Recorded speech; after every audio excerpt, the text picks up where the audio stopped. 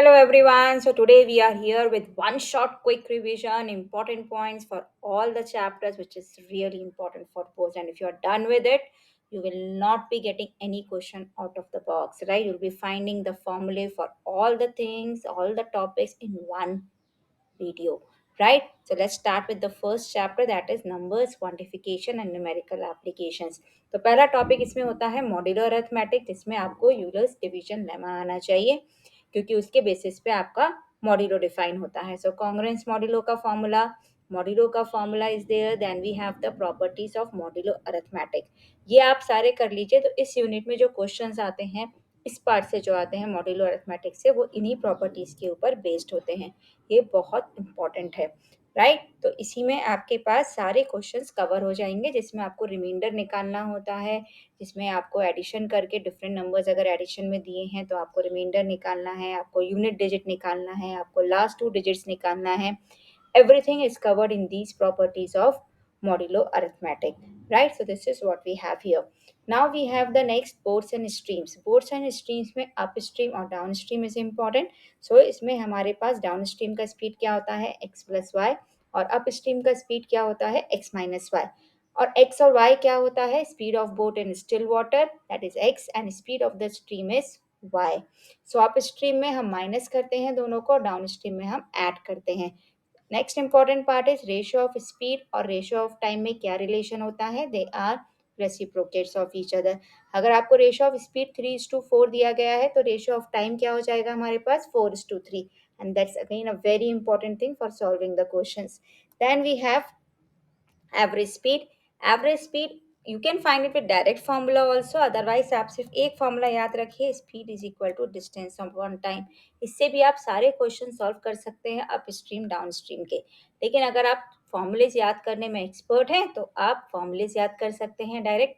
Average speed क्या होता है, x square minus y square upon x. Distance between two places निकालना है, दैट इज डिस्टेंस अगर आपको निकालना है. So as we know distance is speed into time, correct? So distance between two places, so t x square minus y square upon 2x हो जाएगा. कि average speed है इसलिए वो 2 से मल्टीप्लाई नहीं होगा, right? So if a boat takes t hours more in upstream then downstream for covering the same, तो हमारा डिस्टेंस हो जाता है t x square minus y square upon 2y. बस इतने ही फॉर्मूले हैं बोथ एंड स्ट्रीम्स के लिए.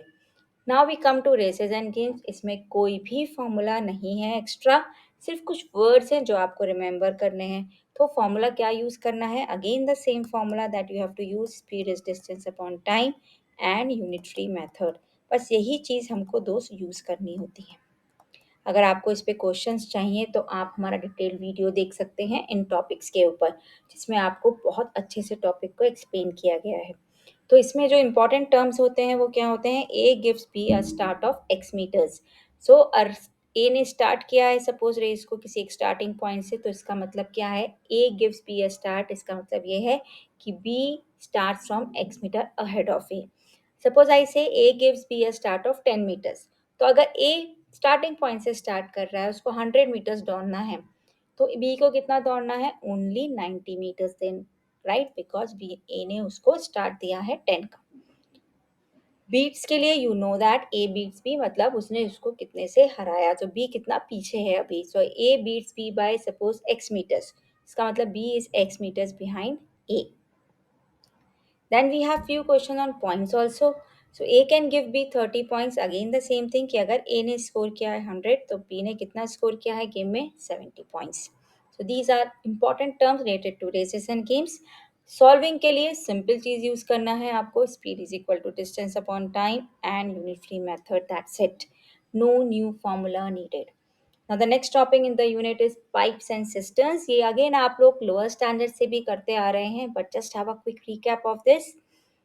Now important point is कि यहाँ पे वर्क एंड टाइम के क्वेश्चंस होते हैं पाइप्स एंड सिस्टम में. तो यहाँ पे जो हमेशा हम कैलकुलेट करते हैं 1 आवर के अकॉर्डिंग, करेक्ट? तो अगर पाइप है आपके पास जो टैंक को फिल कर रहा है एक्स आवर्स में, so then what is it, then it is going to fill in 1/x portion in 1 hour. Second pipe है जो फिल कर रहा है टैंक को in some hours, then it can fill 1/y portion of the tank in 1 hour. तो दोनों मिलके 1 घंटे में कितना काम करेंगे, 1/x प्लस 1/y. y। तो हम 1 आवर के लिए ले रहे हैं, 1 डे के लिए ले रहे हैं, हम टोटल नहीं ले रहे हैं।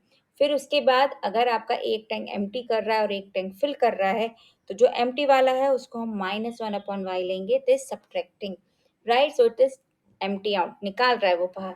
सो 1/x माइनस 1/y, करेक्ट। अगर आपको निकालना है कितना एम्प्टी हुआ, तो 1/y माइनस 1/x फिल निकालेंगे, तो पहले फिल वाले का लेंगे। दो पाइप है जो फिल कर रहे हैं और एक एम्प्टी कर रहा है, then we can use this. So एक सिंपल सा कॉन्सेप्ट है, अगर आपको दिया गया एक पाइप 10 आवर्स में फिल कर रहा है, तो 1 आवर में वो टैंक को कितना फिल करेगा, 1/10। You are going to use this 1/10 for your calculations, right? This is what we have. Now the next part of this same unit is numerical inequalities. इसमें कोई फॉर्मूला नहीं है, आप जैसे सॉल्व करते हैं वैसे ही करिए, बट ये कुछ टर्म्स याद रखिए, because these terms are important for MCQs. So strict inequalities, slack inequalities, ये terms का क्या मतलब है, so you should know that, correct? Then properties of inequalities में सिंपल है, अगर हम एडिशन सब्ट्रैक्शन करते हैं तो we have to do it on both sides पे करना है without changing. Now this is very important, this is very very important property कि अगर हम दोनों साइड पे माइनस से मल्टीप्लाई या डिवाइड करेंगे, then sign of inequality gets reversed. अगर लेस देन है तो ग्रेटर देन में कन्वर्ट हो जाएगा, करेक्ट। अदरवाइज ट्रांसफरिंग जो ट्रांसपोज के रूल्स होते हैं, they are same as we have for linear equations.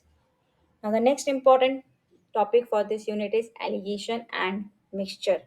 So alligation and mixture का मतलब mixing of the two ingredients we have. So इसके लिए एक सिंपल सा है, first formula quantity of cheaper upon quantity of dearer क्या होता है, d minus M is to M minus C. अब ये डी एम सी क्या है, d है डियरर का प्राइस, मी है m is mean price and c is cheaper का price. So if I just make a small flow chart here, suppose this is cheaper, this is dearer, and this is mean, correct? Of course, mean is between C and D. So here we have D minus M and here we have M minus C. So cheaper के नीचे क्या आ रहा है, D minus M.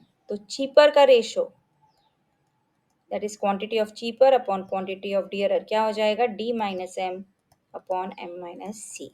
This is the best way to do these questions. Otherwise ये questions आप ratio proportion से easily solve कर सकते हैं, कोई कंपल्शन नहीं है कि आप यही मेथड यूज करें।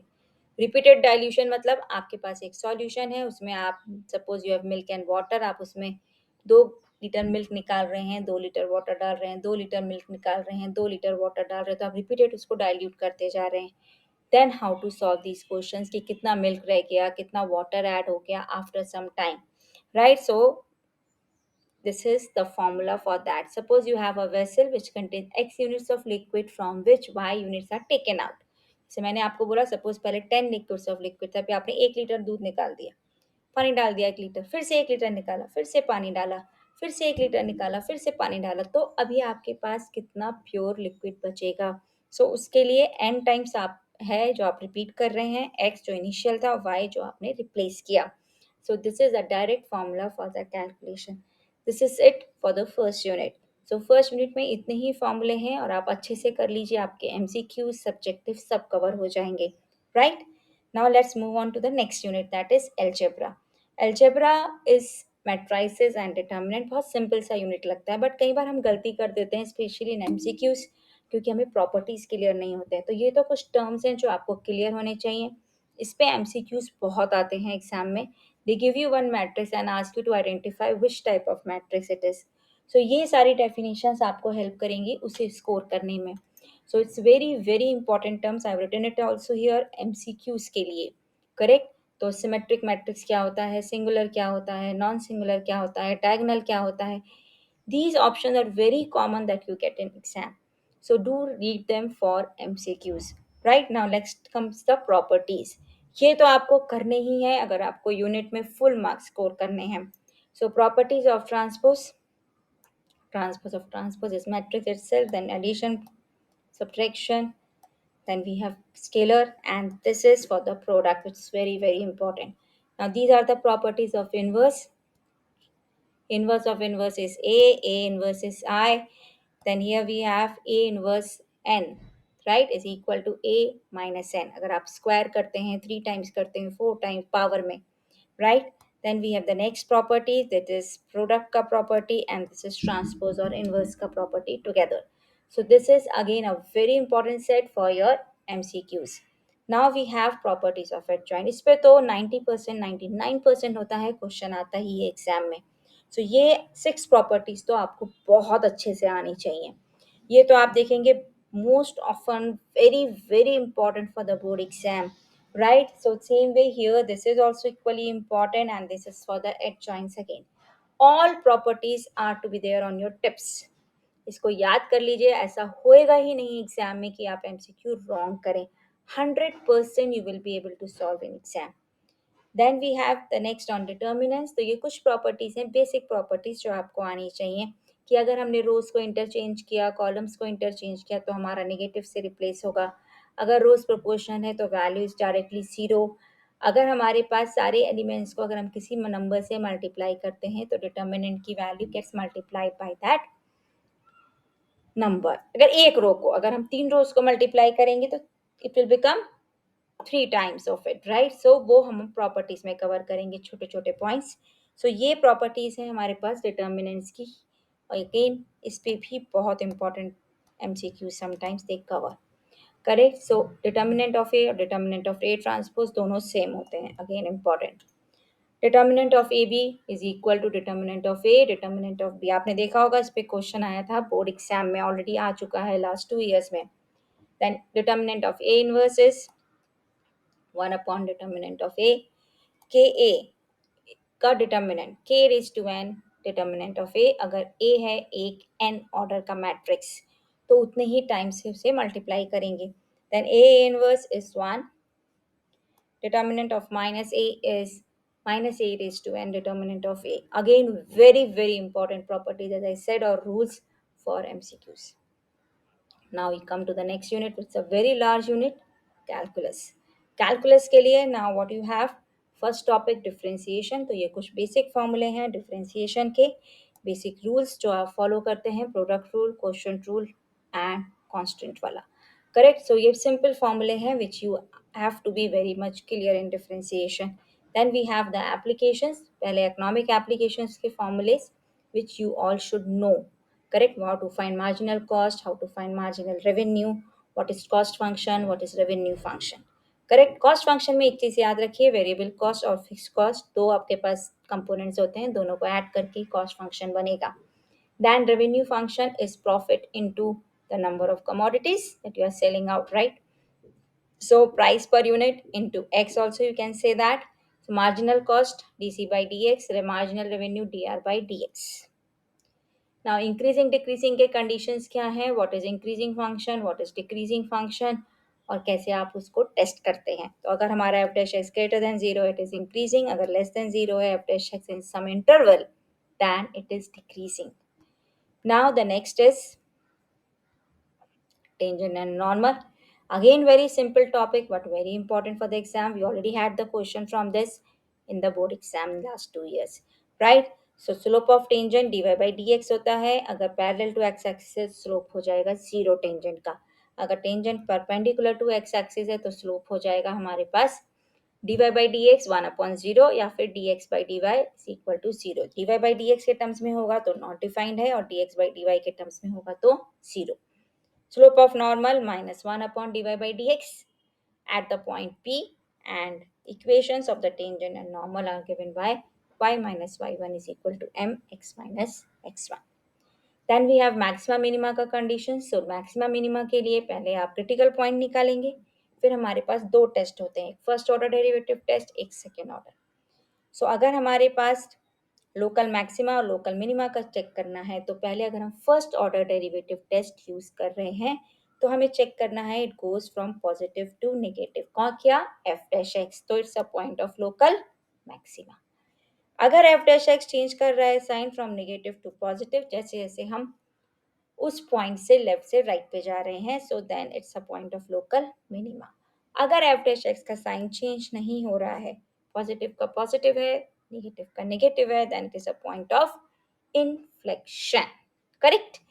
Now second order derivative test for maxima minima, पहले आप क्रिटिकल पॉइंट निकालिए, फिर आप सेकेंड ऑर्डर डेरिवेटिव निकालिए। अगर सेकेंड ऑर्डर डेरिवेटिव उस पॉइंट पे लेस देन जीरो है, then that's a point of local maxima, और उस पॉइंट पे जो एफ एक्स की वैल्यू आएगी that will be local maximum value.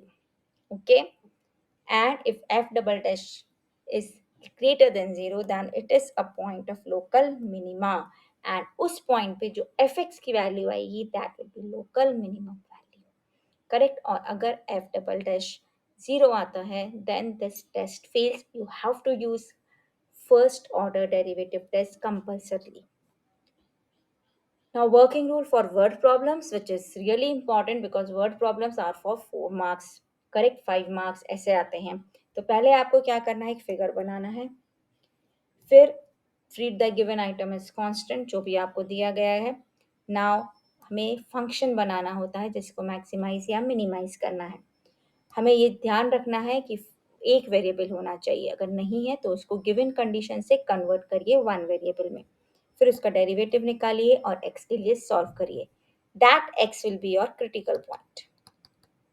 फिर आपको सेम चीज करनी है जो हमने पहले बताया, आप टेस्ट करिए ये जो क्रिटिकल पॉइंट है ये मैक्सिमा या मिनिमा का है, उसके लिए आप second order derivative test use करिए and then identify it, correct. तो अगर हमारे पास लेस देन जीरो है तो मैक्सिमा है और ग्रेटर देन जीरो है तो मिनिमा आता है। These are the steps for word problems, clear. Now this was for the differentiation. Now same unit में इंटीग्रेशन पे आते हैं। ये प्रॉपर्टीज है हमारी इनडेफिनिट इंटीग्रल्स की और कुछ फॉर्मूले हैं यहाँ पे। So first important formula, one का integral x exponential ax is exponential ax upon a, k dx is kx, then we have these special integral formulas, then x raised to n power rule of integration, then we have a raised to x का integral, then 1 upon x का integration is log x। ये तो basic फॉर्मूले हो गए हमारे पास। अभी हमने राइट हैंड साइड में क्या दिखाया आपको, कुछ प्रॉपर्टीज जो आपको बहुत इंपॉर्टेंट बहुत यूजफुल हैं फॉर इंटीग्रेशन। पहला चीज आपके पास जो इंपॉर्टेंट है कि आपके पास अगर k है, k एफ एक्स है, तो k को आप बाहर ले लीजिए, only find the integral of f x. Then we have constant of integration is very important to be put after every integral question. Then we have, if you have two functions in addition, find their individual integrals. Now this is by parts, which is very very important when two functions are in products, इसको हम by parts भी बोलते हैं।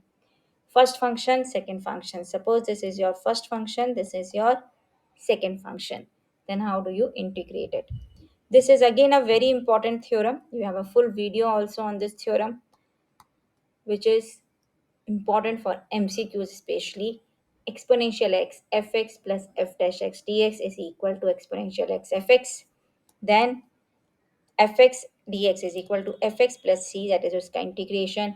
Then a to b fx dx is fb minus fa, ये definite integral का theorem है basic. Now we have partial fraction, that's again a very important concept of integration. बहुत ज़्यादा इस पे क्वेश्चंस आते हैं, लास्ट 2 ईयर्स में भी आए हैं इस पे। तो अगर फंक्शन इस फॉर्म का है then how you do the partial fraction, a upon x minus a plus b upon x minus b. A and b constants है जिनका वैल्यू आपको सॉल्व करके निकालना है। अगर हमारे पास नीचे 3 है linear factors then we can take 3 constant and so on. अगर हमारे पास सेम नंबर का स्क्वायर है x minus a whole square है then it is to be factorise, और पार्शियल फ्रैक्शन कैसे करेंगे, a upon x minus a plus b upon x minus a whole square. यहाँ पे बहुत एरर होता है स्टूडेंट्स, प्लीज थोड़ा ध्यान रखिएगा। देन वी हैव, अगर एक आपका दो 3 फैक्टर्स हैं बट दो सेम है और एक डिफरेंट है, this is how you factorise और how you do the partial fractions. Then we have quadratic factor in the denominator, तो हमारे पास न्यूमरेटर में क्या आएगा, लीनियर के फॉर्म में आएगा, बी एक्स प्लस सी की फॉर्म में आएगा। So these are few rules for partial fraction. Then these are the properties for definite integrals. Again we always get the question based on this. उसमें जो सबसे important property है जिस पे question आता है, this is this, correct, that is a into a to b integral for fx dx is given by a to b f of a plus b minus x dx, correct। This is what we have अगर a और b में से आपका lower limit is 0. Correct. So what do we have 0 to a f of a minus x dx. इस पे questions बहुत आते हैं एग्जाम्स में. इसको प्रॉपर्टीज को अच्छे से याद करके रखिए. 1 or 2 marks again. Right now we have applications में there are very few applications for integration. ये economic applications है mostly. So cost function आपको निकालना है अगर marginal cost दिया गया है, so we have to do the integration of marginal cost. Marginal revenue is given and you are asked to find the revenue. So again we will do the integration for the same. देन अगर आपको C S और P S निकालना है तो demand curve और supply curve से निकालेंगे ऑफ कोर्स. तो सी एस का formula 0 to x0 f x d x minus p zero x zero. What is x zero p zero? They are equilibrium price and commodity. Correct. The number of, so these are equilibrium price and the number of commodities at that price. Correct. तो CS और PS दोनों equal होंगे at equilibrium price.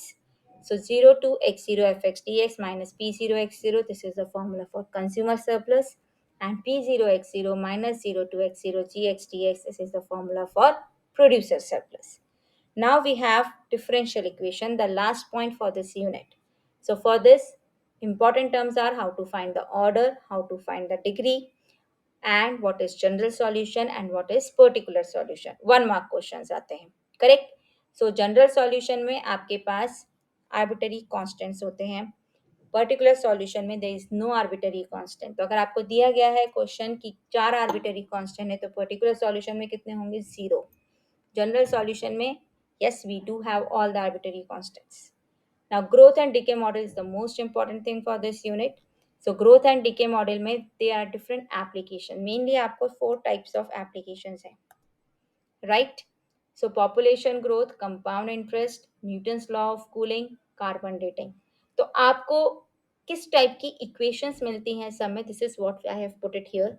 So population growth कर रही है. Correct. So A E raised to kt. What is k? What is a? What is t? T is the time. A is the arbitrary constant. K is again one of the constants again. So एक exponential growth होगा. अगर growth होगा तो आपका curve ऐसे जाता है. अगर आपका डिके हो रहा है so your curve will go like this. So that is important. ये सब MCQs के लिए बहुत important है. कंपाउंड इंटरेस्ट भी ग्रो करता है so again the equation will be same. जो चीज़ डिक्रीज होगी वहाँ पे k आपका किससे रिप्लेस हो जाएगा? माइनस k से रिप्लेस हो जाएगा. So k will be greater than 0 if it is a growth and k will be less than 0 if it is a decay. Right. So k को यू रिप्लेस बाय माइनस. जैसे Newton's law of cooling में क्या होता है? Temperature decrease होता है with the time. So we have taken minus k here. Right. So this is how it goes on. Carbon dating में again we have minus r t. Y minus is there? क्योंकि with the time the carbon content gets reduced. So A is equal to A0 exponential minus RT. What is A0? The initial content. What is R? The rate. And T is the time here. तो कुछ time के बाद हमारा कितना carbon रह जाएगा? That is give you A. So these are simple set of equations that I have given standard to know कि for growth and decay how do you move on. So Newton's law of cooling का direct equation क्या बनेगा? Starting. आप start कहाँ से करेंगे question को? So this is what we have. So this is again important. ये केस स्टडीज के लिए भी important है. 3 मार्कर्स में भी आता है, 5 में भी आता है. So it depends on the layout of the question. Now we have probability distributions. Probability distributions में आपके पास डिस्क्रीट डिस्ट्रीब्यूशन और कंटिन्यूस डिस्ट्रीब्यूशन है. दोनों का मीनिंग क्या होता है? डिस्क्रीट डिस्ट्रीब्यूशन वो होता है जिसमें कुछ वैल्यूज ले सकता है आपका एक्स वेरिएबल, और कंटिन्यूस में it can take any value within the range. Expected value और mean, how to find for discrete random variable जो आपके रैंडम डिस्ट्रीब्यूशन है, that is sigma x p x. Variance, expected value of x square minus expected value of x का whole square. Standard deviation is the square root of variance. Now the first distribution that you study is binomial.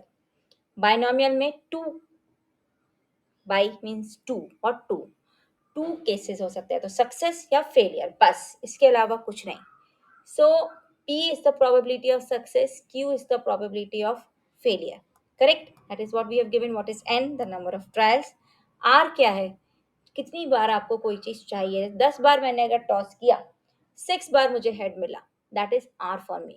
More than 6 times, So 7, 8, 9, 10, that is R for me. Correct? So what is the formula for calculating binomial distribution? NCR. NCR means combination we are using. What's the formula for combination? N factorial upon n minus r factorial into r factorial. This is for combination, NCR. P is probability of success. R is number of times you are getting a success. Q is the probability of failure, and n minus r is the power to q. Now, mean, variance, and standard deviation can be calculated for binomial direct with these small formulae. Mean is always NP, variance is NPQ, and standard deviation is square root of NPQ. That is your binomial distribution के formula. Binomial distribution is again important for the case studies I am saying, because में बहुत सारे cases आप बना सकते हो, and 1 or 2 markers always welcome. Correct? Now we have the another distribution, that is Poisson distribution. Very simple to solve. सबसे easy to solve होता है, सबसे कम time लेता है. बट इसमें एक चीज आपको ध्यान रखनी है कि ये डिस्क्रीट प्रोबेबिलिटी डिस्ट्रीब्यूशन है. Then it gives you the point that lambda एक ही पैरामीटर होता है इसमें लैम्डा, और वो आपको मीन बताता है. And it is also equal to variance. ये एमसीक्यू के लिए भी उतना ही इंपॉर्टेंट है जितना सब्जेक्टिव के लिए. सो आप प्रोबेबिलिटी कैसे कैलकुलेट करते हैं? जैसे हमने बोला कि हमें एक्स टाइम्स चाहिए, कितनी बार लोग आए. सपोज इफ आई से the number of person entering an airport in an hour, okay, and आपको दिया गया है डेटा कि 10 मिनट्स में इतने लोग आए and all. So how do you find it? So lambda पहले आप निकालेंगे. लैम्डा का वैल्यू अभी हमने जैसे बाइनोमियल में बताया वैसा ही है, एन पी. करेक्ट? तो पॉइजन और बायनॉमियल में क्या डिफरेंस है? आपने पढ़ा होगा कि पॉइजन में जब एन बहुत लार्ज हो जाता है, 1000 हो गया आपका, 100 हो गया, क्योंकि हम बायनॉमियल नहीं लगा सकते मैनुअली कैलकुलेट करने में, then we use Poisson. So Poisson में n is very large. Correct? So it is a limiting case of binomial only. Correct? इसके आप डिटेल वीडियोज भी देख सकते हैं for better understanding. So lambda is equal to n p. So lambda raised to x exponential minus lambda upon factorial x is a simple formula for Poisson. एक छोटा सा formula है. lambda is mean and variance both. ये MCQ में भी आता है. Sometimes they give mean and mean and they ask you to find variance. No worries, same. Okay. So Poisson always recommended in exam to do and very easy to do. Now normal distribution. Normal distribution again is important thing, but ये हमारा continuous data पे है. So normal distribution को हम Gaussian distribution भी बोलते हैं. Standard normal distribution क्या होता है? जिसमें मीन 0 है, स्टैंडर्ड डेविएशन 1 है. ये कंडीशन याद रखिए एमसीक्यू इसके लिए भी. जेड स्कोर हमें निकालना होता है to convert a given distribution to standard normal, which is x minus mu upon rho. What is x? Value of random variable. Mu is the mean and rho is the standard deviation. याद रखिए total area under normal curve. जब normal curve होता है वो bell shape होता है हमेशा. इसके पूरा एरिया होता है 1. Okay, from here till here if you say. Okay, the normal distribution comes with a perfectly symmetrical shape. There is no skewness. That's again important term for your MCQs. No portion of curve lies below axis but will never be negative also. It will never go negative. Touch भी नहीं करेगा वो axis को, it will go on.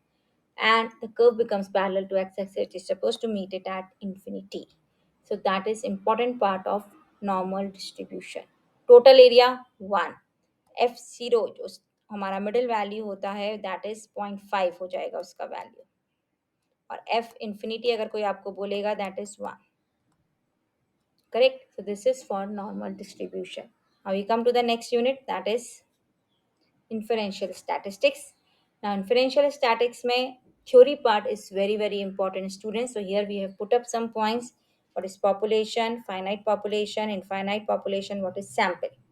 Parameter is related to population, statistic is related to sample. Okay, ये ध्यान रखिए, ये बहुत इंपॉर्टेंट है. इसका डिटेल वीडियो भी है, इसमें हमने एक्सप्लेन किया है. स्टैटिस्टिकल इन्फ्रेंस में 3 पॉइंट्स होते हैं: point estimation, interval estimation and hypothesis testing. Point estimation में हमारे पास मीन कैलकुलेट करना है, सो उसके लिए we have very simple formula. Then we have for the sample proportion and then we have for sample standard deviation. Sample standard deviation का formula बहुत अच्छे से याद रखिए. Do not forget to divide it by n minus 1. It's not n, it is n minus 1. Then interval estimation में interval estimation में भी हम मार्जिन ऑफ एरर, हम एक इंटरवल देते हैं कि म्यू इससे इसके बीच में हो सकता है। How do you find that? जो एक्स बार है plus minus margin of error. So we have margin of error here. So margin of error के लिए क्या फॉर्मूला है हमारे पास? Z alpha by two rho upon root n. What is alpha? Alpha is your significance level, one minus alpha को हम बोलते हैं कॉन्फिडेंस कोफिशिएंट। तो आपके पास सपोज अल्फा गिवन है 95%, right? So what is your 1 minus alpha? 0.05, it will be like that. So Z alpha by to, ये value आपको exam में हमेशा गिवन होती है। अदरवाइज अगर आप वीडियो देखेंगे तो हमने 95%, 99%, 90% जो इंपॉर्टेंट वैल्यूज़ हैं उनके लिए हमने आपको वैल्यूज़ दिए हैं और बोला है कि टेबल याद कर सकते हैं आप। Correct? So this is what we have for the margin of error. तो वो आपको सिर्फ एक्स बार में ऐड और सब्ट्रैक्ट करना है। हाइपोथेसिस टेस्टिंग में we have these three forms for the hypothesis, null hypothesis and alternate hypothesis में। ध्यान रखिए इक्वल टू साइन हमेशा नल हाइपोथेसिस के साथ आएगा, ऑल्टरनेट में ग्रेटर है तो लेस आएगा, लेस है तो ग्रेटर आएगा और इक्वल टू है तो नॉट इक्वल टू आएगा। Right? So first two forms के लिए one tail test and the third form जो equal to and not equal to उसके लिए टू टेल टेस्ट यूज करते हैं। What is degree of freedom? Degree of freedom is n minus 1 if n is your sample size. Correct? Now t test, one sample और two sample test देख लेते हैं जिससे हम हाइपोथेसिस टेस्टिंग करते हैं। सो वन सैंपल के लिए we have this very very important formula, t is x bar minus mu zero upon s upon root n. So हमारे पास अगर n लेस देन जीरो है तो रूट n माइनस वन लेंगे और greater than है तो रूट n लेंगे। वन टेल टेस्ट में ऑलवेज रिमेंबर टी कैलकुलेटेड का एब्सोल्यूट वैल्यू कंपेयर किया जाता है टी अल्फा या टी क्रिटिकल से, मतलब जो आपको ऑलरेडी पेपर में गिवन होगा। आपको पेपर में क्यों गिवन है? क्योंकि आपको टेबल्स नहीं दिए जाएंगे तो आपको ऑलरेडी क्वेश्चन में वो वैल्यू दिया जाता है। टू टेल टेस्ट में टी अल्फा बाई टू से वो कंपेयर किया जाता है तो आपके लिए वो इमटेरियल हो जाता है क्योंकि आपको ऑलरेडी वैल्यू पेपर में दिया है। तो बस ये ध्यान रखना है कि टू टेल टेस्ट है इसलिए हाफ ऑफ अल्फा आपको वैल्यू गिवन होगा और आपको अगेन सेम टेस्ट लगाना है। अगर आपका calculated value greater than the given value आ रहा है, you reject the null hypothesis, it means you have put the correct calculation, आपका ऑल्टरनेट वाला ट्रू है। Okay, that is what it means.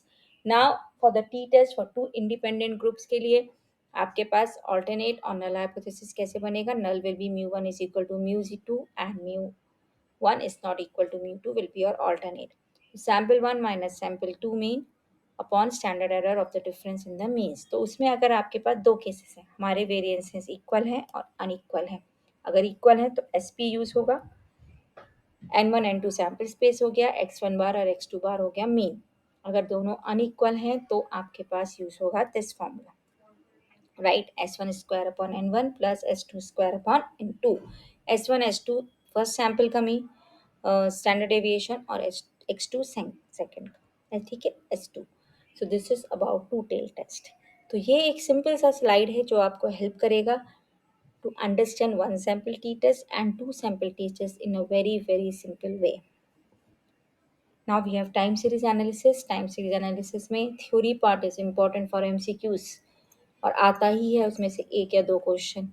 Time series data four components होते हैं, secular, seasonal, cyclic, irregular. इन चारों के लिए definitions we have given. Secular over the decades, time series चल रहा है, स्मूथ टर्म चल रहा है। सीजनल जैसे आइसक्रीम है, आइसक्रीम समर्स में उसका बहुत ज़्यादा रेवेन्यू आएगा, समर में बहुत प्रॉफिट होगा बट विंटर्स में थोड़ा कम हो जाएगा, so it's seasonal.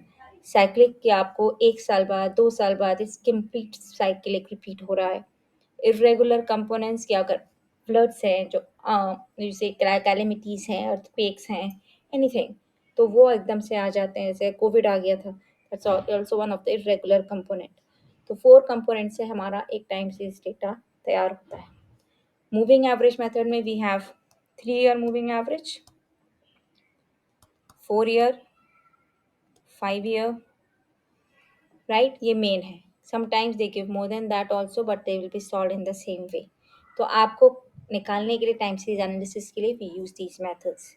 Then straight line trend, या अगेन हमारा 5 मार्कर 4 मार्कर के लिए बहुत इंपॉर्टेंट है। So straight line test method को हम बोलते हैं method of least squares. So आपके पास sigma y is n a plus sigma x. ये ध्यान रखिए, ये इक्वेशन बहुत इंपॉर्टेंट है, लास्ट टाइम बोर्ड में इसमें को कंफ्यूज करने के लिए क्वेश्चन था। सिग्मा एक्स अगर 0 है तब sigma y is equal to n a होता है। तो ए का वैल्यू क्या बन जाता है? If sigma x is 0, first equation से क्या बन जाएगा ये? Sigma y upon n. लेकिन अगर सिग्मा एक्स 0 नहीं है, then A will be what? Sigma y minus sigma x upon n. And this is what we had last time in the board. And students really made the mistake there. तो सिग A आपने हमेशा पढ़ा है sigma y upon n, but this is only when sigma x is 0। तो वहाँ ध्यान से देखिए आपका सिग्मा x 0 आ रहा है या नहीं। लास्ट ईयर के बोर्ड पेपर में we had this point. Okay, so just make a note of it. Sigma x y is equal to a sigma x plus sigma b sigma x square. ये दो simultaneous equations होती हैं जिससे हम solve करके ए और B का value लाते हैं। बट अगर सिग्मा एक्स 0 नहीं है, थोड़ा सा चेंज आएगा कैलकुलेशंस में। B is sigma x y upon sigma x square. Correct? That is directly you have from the tables. So this was all about time series. Now we come to the seventh unit, financial maths. Perpetuity is the first concept. अगर आप ending में pay कर रहे हैं, so R upon I is rate per period. और I will be I upon 100 अगर per annum है, I will be I upon 200 अगर semi annually है, I will be I upon 400 अगर quarterly है, and I will be I upon 1200 अगर आपका monthly है। So this is very very important and this is going to apply in all the concepts of financial maths. Present value of perpetuity अगर आप beginning में pay कर रहे हैं r plus r upon i, और अगर आपका ग्रोइंग परपेचुटी है so r upon i minus g. G is the growth rate. Okay, now we have annual compound annual growth rate. This is future value. S v is the starting value. Suppose पहले आपने 1000 रुपये invest किए, बाद में वो 1200 हो गए इन some time 2 years में या 5 years में। सो कितना सी ए जी आर हुआ आपका? This is how you calculate. Correct? So very important formula. Again, you get 2 markers mostly on this. Then effective rate of return और nominal rate of return में क्या relation है हमारे पास? Nominal rate of return आ रहा है हमारे पास, m is the time again. Correct? Quarterly होगा तो m will become 4. Semi annually के लिए m will become 2. Annually के लिए 1. And if it is monthly it becomes 12. Correct? So this is what we have the simple formula for effective rate of return. अगर आपके shares से related questions हैं जिसमें rate of return निकालना है, this is the set of questions that we use. Current value of investment minus cost of investment, that will be the total earning on the investment upon cost of investment into 100, that will give you the rate of return. Rate of return, nominal rate of return, rate of return अगर आपके पास dividend दिया गया है P1 P0, आपके जो stocks के prices हैं and the starting and the ending वो दिए गए हैं, then this is what we use the formula as. Annual dividend earn क्या होता है? Number of shares, rate of dividend and face value of 1 share. Suppose आपके पास किसी के 100 शेयर्स हैं, रेट ऑफ डिविडेंड 5% दिया गया है और उसका फेस वैल्यू 100 था। So this is how you calculate your dividend earn. इसको इनकम भी बोलते हैं कई बार। Okay, this is the income that we get from the shares. So ये सिंपल क्वेश्चंस आपके पास रेट ऑफ रिटर्न के या शेयर्स के आते हैं। डेप्रिसिएशन में we have linear depreciation method and as well as rate percent भी है हमें पोर्शन में। सो लीनियर में we always go for a simple formula d is equal to c minus s upon n. Annual depreciation, original cost, scrap value and is the useful life. Depreciated value में present value 1 minus r upon 100 raise to n, that's a simple formula for depreciation. किसी चीज का cost अगर अभी 10,000 rupees है, it is depreciating at the rate of 5%, in 2 years कितना value हो जाएगा? This is how do we find the depreciated value after 2 years।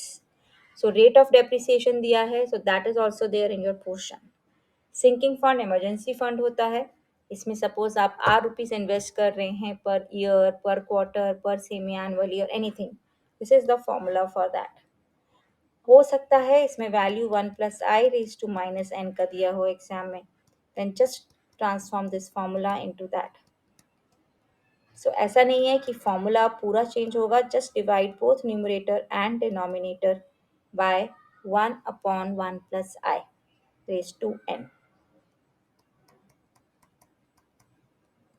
तो दिस इज द फॉर्मूला अगर आपको एग्जाम में 1 plus i raise to minus n का value दिया गया है, और अगर पॉजिटिव एन का वैल्यू क्या दिया गया है तो ये आपका फॉर्मूला यूज होगा। I is rate per period. Again, I will be used according to the time. Remember, R is the size of installment. A is the total amount that you will get after n installments. N is not number of years. N is number of installments. अगर आप half yearly ले रहे हैं तो एक साल में दो installments हो जाएंगी. That is what is to be important. Remember. EMI में दो चीज़ें हैं. ईएमआई कैलकुलेट करना, इसमें दो मेथड्स हैं, और फिर एमोर्टाइजेशन, फ्लैट रेट मेथड और रिड्यूसिंग बैलेंस. अगर एग्जाम में दिया गया है फ्लैट रेट तो आपको फ्लैट रेट यूज करना है, otherwise you have to use reducing balance method everywhere. Flat rate is like a simple interest. So i को कैसे कैलकुलेट करते हैं आप? इंटरेस्ट को p into r into t upon 100, और ईएमआई आपका क्या बन जाएगा उस केस में? P plus i upon n. N is the number of installments or the number of months that you are taking up. So P into I into N upon 100, that is also one of the formula for calculating I. Or I in case of EMI is always R upon 1200 because EMI का मतलब ही है equated monthly installments. So compulsorily here you are taking 12 months. So R upon 1200 always for EMI. Then EMI में again we have two formulae based on the values कि आपके पास 1 plus I raised to n है या फिर 1 plus I raised to minus n. ये बहुत important है. Do not ignore this part because students get confuse in exam. अगर हमें माइनस का वैल्यू आ गया और हमने पॉजिटिव का फॉर्मूला पढ़ा है तो please do remember both the फॉर्मूले, पॉजिटिव एन के लिए भी और नेगेटिव एन के लिए भी. टोटल इंटरेस्ट पेड क्या होता है? N r minus p. N is again the installments, R is the size of installment, and P is the amount of loan that you've taken from the bank. Amortization का formula, if principal outstanding at the beginning of kth period is given by A is equal to R1 minus 1 plus I raised to N minus K plus 1 upon I. This is the formula for amortization. Interest paid, simple formula, NR minus P. Correct? So this is for the EMI. So this was all for financial maths. Now the last topic is LPP. LPP में again there is nothing as such formula, graphical method है. इसको थोड़ा सा आपको terms आने चाहिए because again for MCQs. Optimal solution क्या होता है, feasible region क्या होता है, so ये सारी definitions we have covered here. So mathematical formulation LPP का, so process of converting an optimization problem in mathematical terms, that is mathematical formulation. Set of values of decision variables is known as solution of LPP. Feasible region क्या होता है? Common region determined by all constants including non-negative restrictions, that is feasible region or solution region. और उस feasible region में जो point होता है जो हमें maximum या minimum value देता है उसको बोलते हैं हम optimal solution. आपके पास दो मेथड्स हैं, corner point and iso profit and iso cost. दोनों ग्राफिकल मेथड्स हैं जो आप यूज करते हैं. So the first one is corner point method जिसमें आप लाइंस को प्लॉट करते हैं and then you find the bounded region और अनबाउंडेड रीजन और उसके अकॉर्डिंग आप मैक्सिमम और मिनिमम वैल्यूज निकालते हैं. अगर अनबाउंडेड होता है तो एक स्टेप और आप अहेड जाते हैं.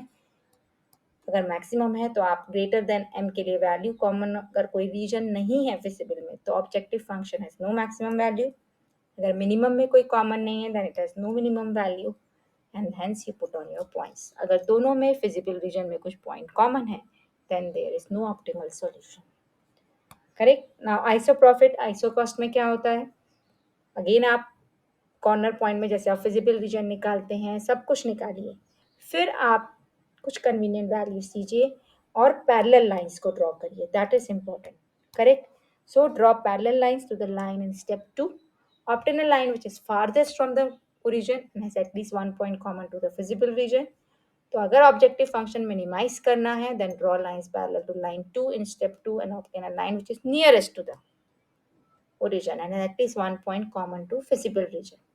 फिर आप उसको चेक करेंगे and then you will find the optimal solution. This is iso profit और आइसो कॉस्ट. रिमेंबर करिए कि आइसो प्रॉफिट और आइसो कॉस्ट का क्या मीनिंग है. प्रॉफिट मैक्सिमाइज के लिए होता है, कॉस्ट मिनिमाइज के लिए होता है, इसीलिए उसको आइसो प्रॉफिट आइसो कॉस्ट बोला जाता है. करेक्ट. सो मैक्सिमाइज और मिनिमाइज. आप हमेशा अपना प्रॉफिट मैक्सिमाइज करोगे, अपना कॉस्ट मिनिमम रखोगे. Correct. So this is what we go. So this was for the entire syllabus of applied maths. I hope you all have understood it well. So please do like and share. All the best for your exams. Thank you.